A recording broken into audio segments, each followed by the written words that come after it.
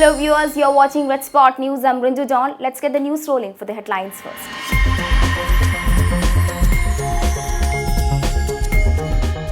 Iran takes responsibility for Ukrainian plane crash, admit they shot down Ukrainian jet by mistake. Congress Working Committee meeting will be held today. JNU violence, CAA protests to be discussed.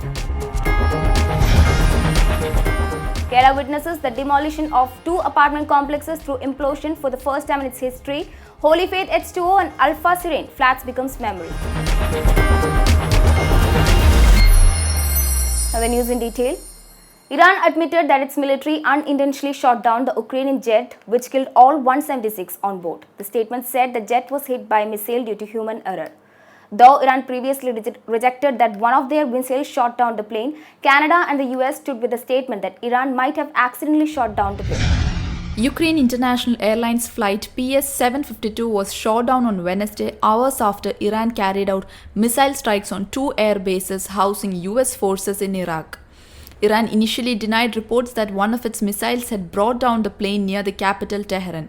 Later, Western intelligence officials confirmed that evidence shows Iran's involvement. The strikes were a response to the killing of senior Iranian commander Qasem Soleimani in a US drone strike in Baghdad on January 3rd.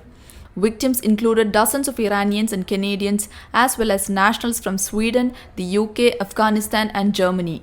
Though Iran has admitted their involvement in the plane crash, they have laid part of the blame on the US also.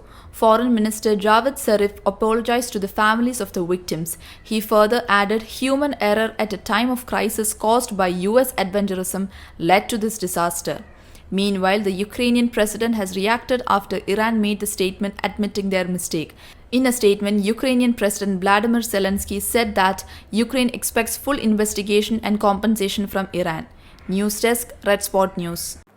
The Congress Working Committee will meet today to discuss the current political situation, including the Citizenship Act, NRC, and incidents of violence against students. The meeting will be held at the party headquarters at 3:30 p.m. today. The Congress has also called a meeting with the opposition parties on January 13 in the Parliament Annex to discuss on the same. As per the reports by the sources, Congress will come up with a detailed plan on the ongoing unrest in the country.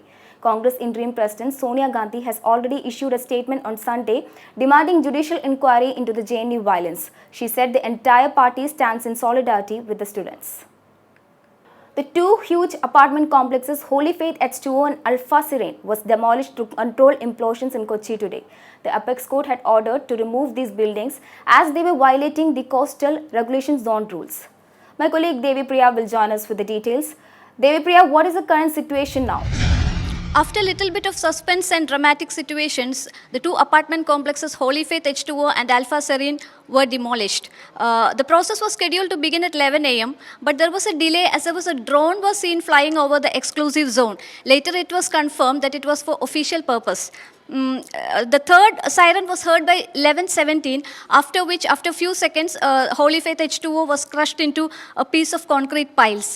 Dust spread all over the area. And later it was cleared, and few minutes after, almost 10 minutes after this, the same process was conducted in Alfa Serene. First, Tower B was demolished and parts of it fell into the nearby lake. And later Tower A was also crushed into pieces, and no casualties were reported, and the process was successful. And the other 2 apartment complexes like Coral Jane and Golden Kailoram are set to be demolished by tomorrow, Sunday. Rinju. Oman's Sultan Qaboos bin Said Al Said died on Friday evening. He was 79 years old and was ill for a long time. Qaboos had ruled the Gulf Arab states since he took over in a bloodless coup in 1970 with the help of Oman's former colonial power, Britain. He has no children and had not appointed a successor as well, with a 1996 law saying the ruling family will have to choose a successor within 3 days of the throne becoming vacant. Who becomes his successor remains a question now. As we wind up the headlines once again.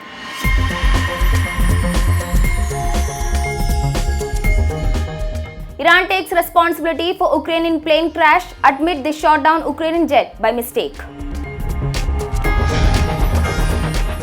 Congress Working Committee meeting will be held today. JNU violence, CAA protests to be discussed.